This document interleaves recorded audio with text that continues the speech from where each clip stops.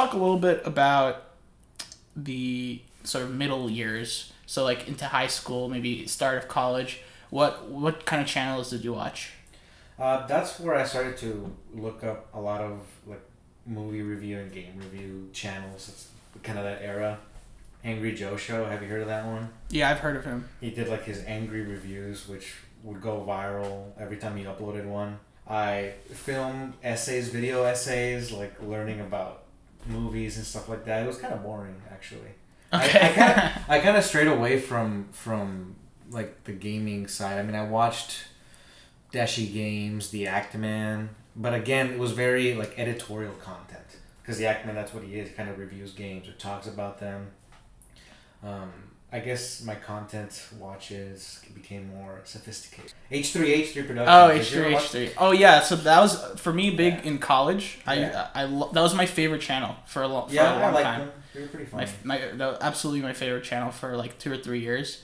Back when they were making videos on their like actual channel. Like edgy videos too. Yeah, although they weren't particularly like edgy in the same way iDubbbz was. Right, but he wasn't afraid to like offend people. Yes, absolutely. And I watched when he started his podcast. I thought it was great. He had good guests and stuff. And then he did the opposite of Phil DeFranco, where he became a tabloid. Yeah. And now he just does like all this garbage YouTube drama, and he's like so super bad. woke and. His Bill Burr episode was the highlight for me. Yeah, and because of how much he got roasted. He did get roasted. I remember like people like did video essays about how much he got roasted. I know. They kind of gave him a bump. It was kind of like good publicity in a weird way, but yeah, no, he's fallen off. But he's one of the OGs too. You gotta give him credit for that. Yeah, I mean, definitely feel nostalgic towards him. What else did you watch in college? So in college, I loved Cow Chop. Do you know Cow Chop? Probably not. I do not. Do you know The Creatures? No. It's a content org, like a video gaming adjacent content org. They started off as The Creatures. They were really big around that high school, college time. Yeah. And then some of them split off and became Cow Chop, and that's what I really liked. And it consisted of one of these guys, Uber Hacksternova, who was one of the OG Minecraft people that I used to watch back in the day. So I was familiar with him, and he had his own personal channel, so I kind of like followed him through that journey of transitioning to Cow Chop. Then I was a really big fan of Cow Chop. Also, like, very edgy IRL type content where they would just, like, fuck with each other and, like, put pepper spray in their eyes and, you know, all these, like, wacky shenanigans. And that was right when Adpocalypse happened in 2016. I remember and that. their channel fucking tanked after that. Like, they couldn't maintain... That affected so many people. Yeah. Did that happen because of PewDiePie? Because he was doing a lot of, like, edgy Holocaust Hitler things? I think that's around the time where he said the N-word and he got caught. Yeah. That might have happened. That was my favorite PewDiePie era. That was the only PewDiePie content I ever consumed. Yeah. It was the video where he said the N-word. Oh. No, I used to really like PewDiePie for Really? a short amount of time when he was actually edgy and funny. And then he had to cut back on it a little bit.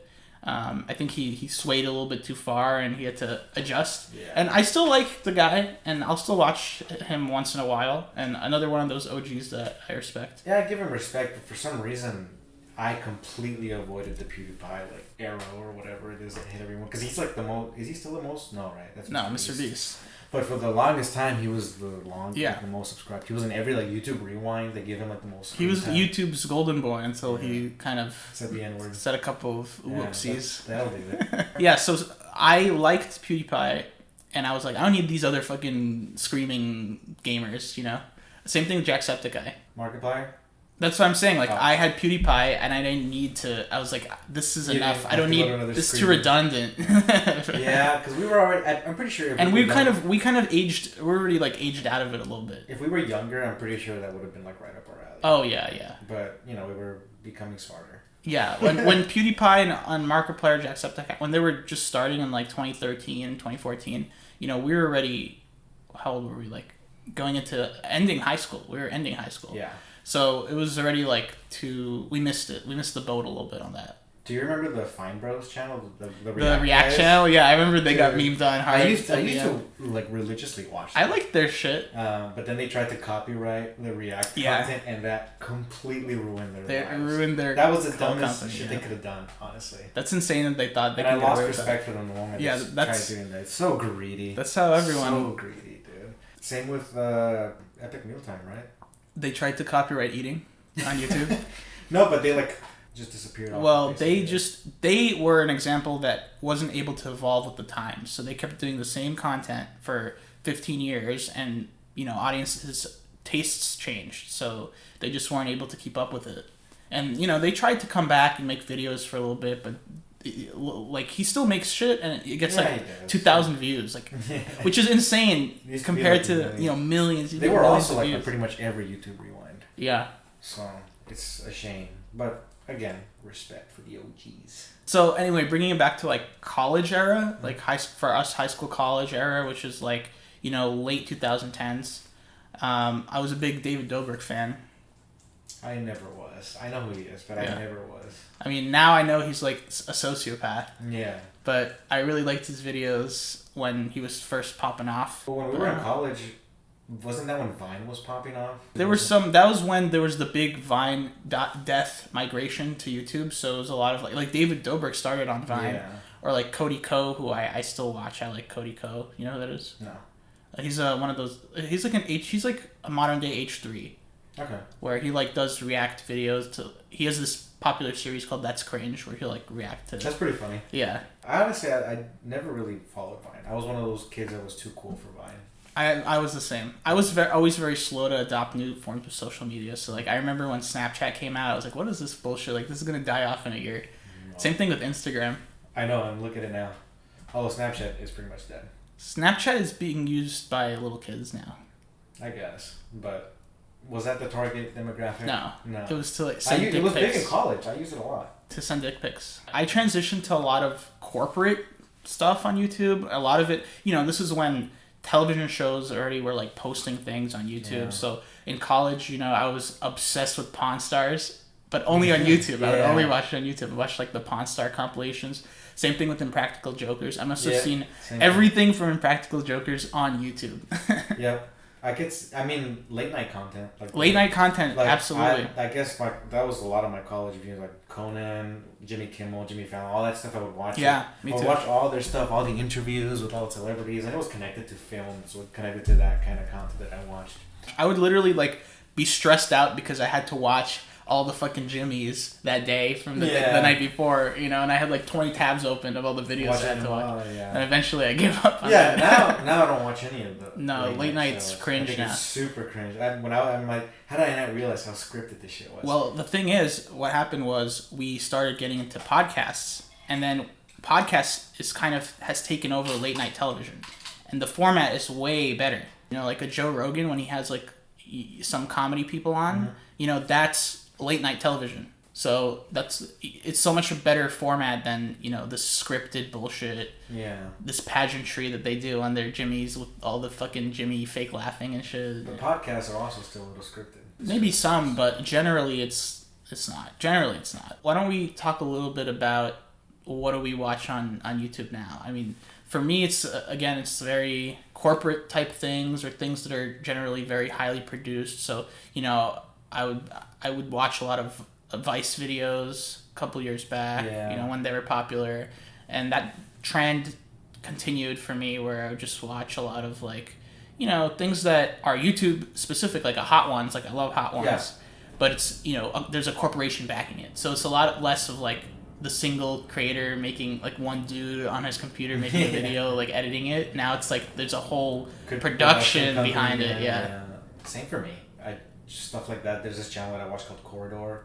Yeah, they do VFX videos. I don't really watch. A lot of gaming stuff has transitioned to streaming, and streaming is not. Well, that's one of my questions as well. What are your thoughts on streaming? Do you like anyone that's a streamer? Do you watch streamers?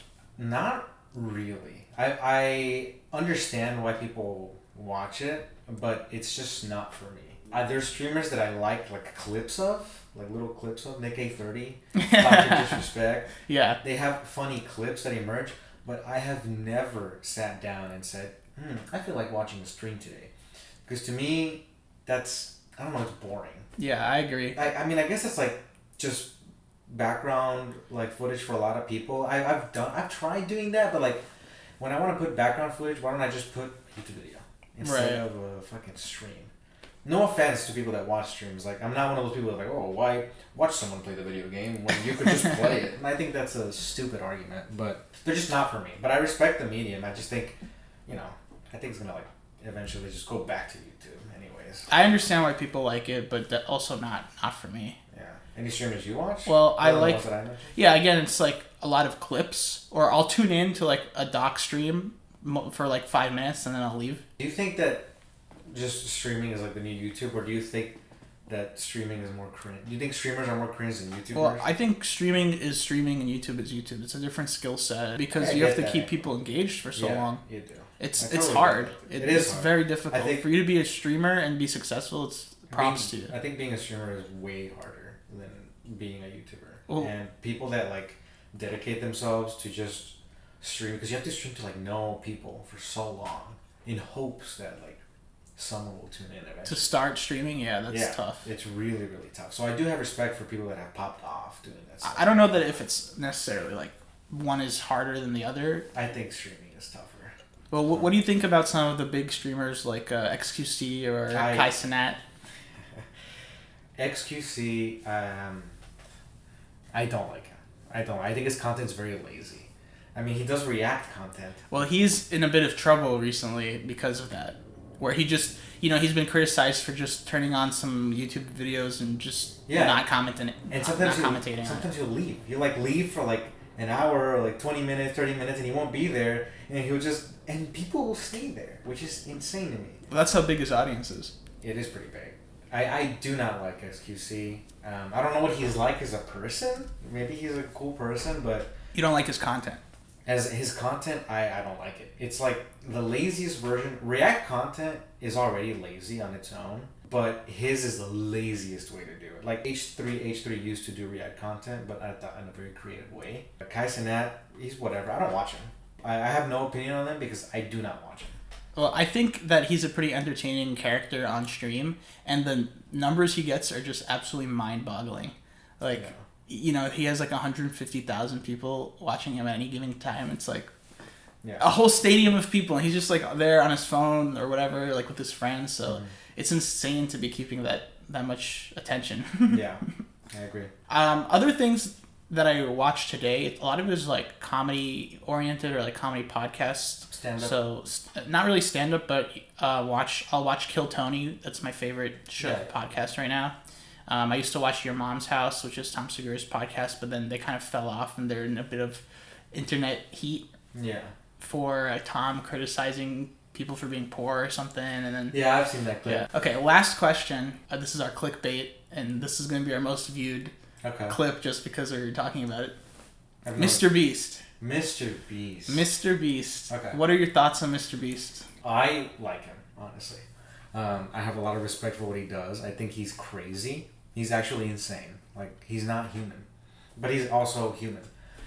Like, at least from... I don't know him, but the way that he has presented himself to his audience and the way that he's risen up to become who he is, I think is really badass. Yeah. And I think he's going to keep rising up. I mean, so many people want to be him. Like, so many Mr. Beast copycats have popped off ever since he came up. And none of them have been able to reach his level of popularity and authenticity. Of course, yeah. If he's like deep down, he's like a pedophile, murderer, and he like fucks animals, then he's a really good actor because I could never have guessed it. I mean... And he just keeps spawning trends, like the Mr. Beast Burger, that restaurant chain. Like, so many people tried to do that too, and like, I don't know. I like him. I know that his content is not for me. It's not geared towards your account. It's not geared towards me, but you know what the crazy thing is? I still check out his videos every now and then, and I'll be like watching it all the way through, and about like 3/4 into it, I'm like, why am I watching this? And it sucks you in. It sucks you in because of the way he edits it, because of the way he presents it. It's just insane. But also, the production value is incredible. I keep up with his videos. I feel like, as someone who loves YouTube, he's the king of YouTube. I have to keep up with him. And I just think his videos are so well done. They suck you in. He does the wildest shit, He has these like massive television show budgets for every video he makes. Oh, yeah. So it's really, really impressive, and it's cool to see like where he started out from. I remember first seeing him when he was doing he would do these long ass videos where it'd be like counting to 100,000. Yeah, that's part of his like the meta of YouTube, right? Doing things that are so outlandish that people will click on it. Yeah. And then he'll actually do it. And it was like a 36-hour video. Yeah, dude. I mean, he's smart, because not a lot of people are willing to do that, or trying to stay awake for 48 hours. And Yeah. he's just sitting there. Like, it's insane. I mean, mad respect to him. I didn't know about him until like 2015.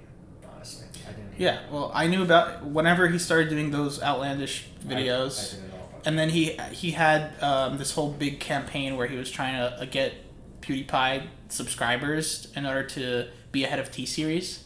And that was another big reason he got popular. Yeah. And I was watching PewDiePie, so I kind of, learned about Mr. Beast through that. So it was really crazy to see someone with that kind of drive. It's very inspiring. It is. It is inspiring, but also not inspiring because that's insane. Because you're like, that's what it takes. If that's what it takes, I don't want it. 24/7. I mean, like, I'm sure you've seen the videos. Yeah. Like, you talk to his schedules, like, just work. It's all about trying to be the best. I think one of the best Mr. Beast videos out there, and we can leave it at this, is that shows, like, what kind of person he is Colin and Samir's. Yes, that's video. an excellent video. I've seen the whole thing. The Mr. Beast Burger one? I've- Where he opens a Mr. Beast Burger restaurant, like. I don't know. They had like a long form where they like his sat him podcast down. is really good, but to see like how he is with handling one of like his biggest projects, which is the opening of the Mr. Beast Burger, I think that's like one of the most educational videos you can watch, just as to how he handles the situation, what his life is like. Okay, So I'll have to check that out. Yeah, it's really good. Okay, very good. Well, cheers to 100 more years of Mr. Beast. Exactly. Okay, you don't have a drink, but I'll just cheers your this. Yeah, there you go. All right. All right. Cut.